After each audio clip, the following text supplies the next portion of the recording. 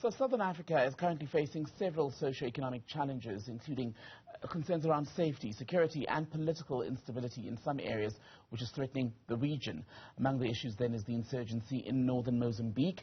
Let's talk more about these problems as well as the crises here at home, including the crisis of unemployment, corruption and crime. We're joined by One Movement South Africa leader, Mmusi Maimane. Mmusi, always good to have you on the program. Let's begin with what you see as the role of the youth in changing the course that South Africa and the broader region is on.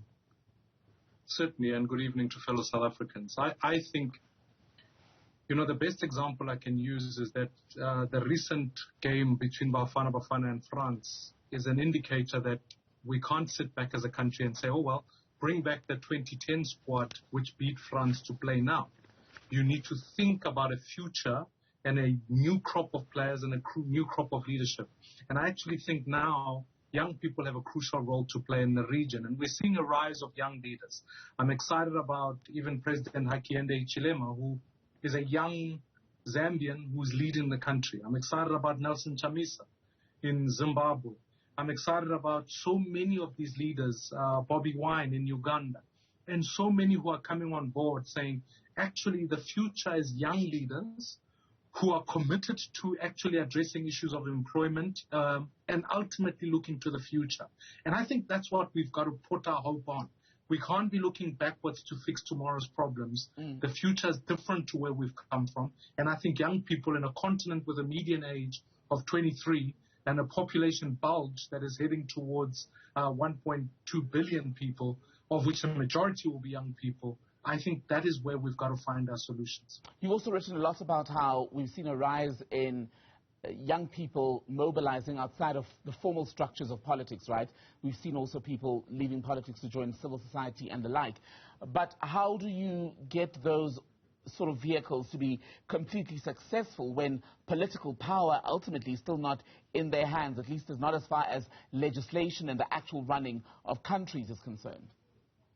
No, certainly. I think political power always should be with the people. The problem we've got as South Africa is that we've surrendered all political power to political parties. That's why it's important to fight for the electoral reform bill, which is to ensure that there can be direct elections. But set that aside for 1 second. You must realize that the end of apartheid meant that a whole bunch of actors were effectively outside the political space synchronized together their efforts to say, let us bring about change, and they succeeded. Of course, they pointed to the ballot box to say, vote this way, but you can't deny the role of trade unions, you can't deny the role of civic society, you can't deny the role of faith-based organizations.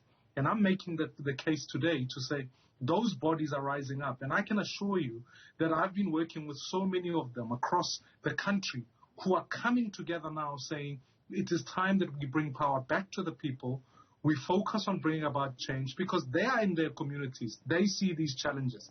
I want to invite business leaders. I want to invite civic society leaders to say, let us act together. Because if we surrender to political parties, I would dare say it is political parties that has brought us to state capture, the level of unemployment that we have. Therefore, you can't ask them to also fix the problems they've created. And the other issue, though, while we're seeing young people, yes, take part in civil society formations and the rest of it, you've also got the worrying rise in the number of young people who become so despondent that they don't want to be participating either in formal politics or even support civil society because they feel every time they made a promise or given a dream, it comes to nothing. So how do you draw them back or get their interest back into working actively to restore South Africa and other countries in the SADC region especially? I think we must reframe the issues that we put in the public discourse. In the main, we can discuss issues of our parents and have a vision for my parents, but that's not going to inspire young people. Young people are worried about their education. I'll take a simple example. When we ran the petition around changing the way we assess young people in terms of their competence in subject areas so that we move it to above 30%, young people were fully engaged with that campaign. When we talk about the fact that we need to create a basic income grant for young people are fully engaged in that. So I do think that we must reframe the issues in public discourse, because at this point in time, all young people are listening to is a parliament that is debating issues that is, frankly, irrelevant to them and their well-being. And so I really do think what we have to focus on is South Africa. Today, the world is discussing crypto. It is discussing future economies. It's discussing a digital world. Yet when you listen to our parliamentarians speak, I feel sometimes the debate at times is about really things of the past rather than things of the future.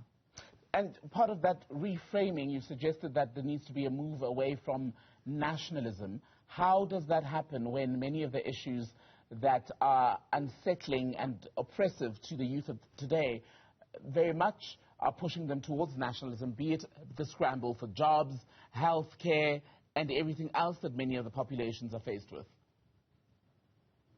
I think my definition of the ending of nationalism is the critique that said pre-1994 we had Afrikaner nationalism, which created a security for Afrikaners and an oppressive system against Africans. Today we have an African nationalism which seeks to produce the idea that actually there's a contestation of races. I would argue to say young people are actually asking the very basic questions. Given that both those systems have failed and have not delivered the economic issues that they demand, how do we reframe the conversation and enter into a new era where ultimately their sense of agency, their humanity, ubuntu babo, can now be something that can be empowered for future. And by that, I would argue the case that as we look at issues that are on the table, are we discussing the environment in such a way that young people feel their agency can contribute to them? Are we discussing employment in a way that is cross-border? Young people are trading all over the world.